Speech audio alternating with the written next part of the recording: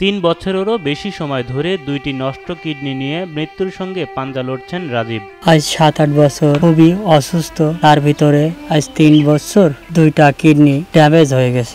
আমার স্বামী সে অসহায়, এখন খুবই অসহায়, তার দুটো কিডনি ড্যামেজ হয়ে গেছে। কুষ্টিয়ার কুমারখালী উপজেলার পাহাড়পুর গ্রামের রাজীব 5ম শ্রেণী পর্যন্ত পড়াশোনা করার পর সংসারের হাল ধরতে বাবার সঙ্গে নেমে পড়েন কৃষিকাজে। তবে সেই হাল আর বেশি দিন ধরে রাখতে পারেননি রাজীব। হঠাৎ করে ধরা পড়ে তার কিডনির সমস্যা।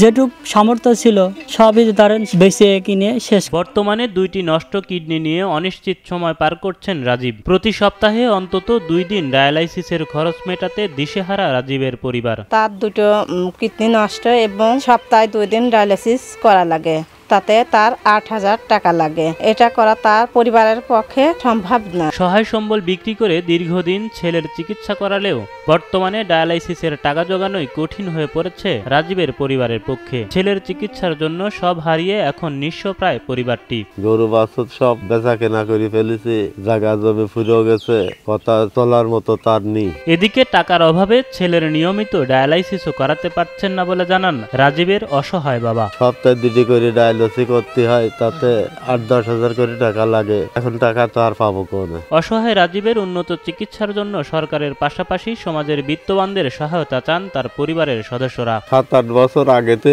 ও অসুস্থ, এখন তো চলতে পারতেছি না। আমার নিজেরও বয়স কমা, ওর মাটা মারা গেছে। পরিস্থিতি কি হবে আর কি আছে সামনে কিছুই বুঝতে পারছি না। এখন কি করব, কোথায় যা দাঁড়াবো এটাও বুঝতে পারছি না। আমি ওনার কিডনি যদি পাল্টাতে পারি, সেরকম কেউ কোনো সাহায্যে এগিয়ে আসেন। এদিকে দরিদ্র পরিবারটির পাশে দাঁড়াতে সবাইকে এগিয়ে আসার আহ্বান জানিয়েছেন রাজীবের প্রতিবেশীরা। সরকারি এবং কোনো মানুষ যদি তার সাহায্য করতো তাহলে তার খুবই উপকার হতো, তার ফ্যামিলির খুবই উপকার হতো। আগে মোষ গাড়ি চালাতো, এখন মোষ গাড়ি চালাচ্ছে না, কিছু না, মোষটা সব বেশি হলেছে। এখন সব বেশি জমি গেছে, বেশি এটেছি, সব শ্বাস করে দিল। খুব বিকার অবস্থা, 2টি সাল বাল একেবারে নিহাল গরিব হয়ে গেছে, কিছুই নেই। আর বাড়িটুক আছে, তা বাড়ি ঘর ভাঙি ফেলছিল। আপনারা ব্যবস্থা করে দেন। আমি গরিব মাছি ছেলে, যদি আবার সরকারের থেকে কোনো অনুদান আমাকে দেয়, তাতেও তো আমি ছেলে পেলে নিয়ে আমার লোকগুলো নিয়ে, বাপ আছে, আমার বাড়িওয়ালা আছে, নিয়ে খেয়ে দে একমুঠ খেয়ে যদি বাইসে থাকতে পারি। আল্লাহ দেশে আবার আল্লাহ নির্ভরশীল সবারই, কিন্তু এরকম বিপদ এত গরিব মাছি দিলে এরা চলতে পারবে না।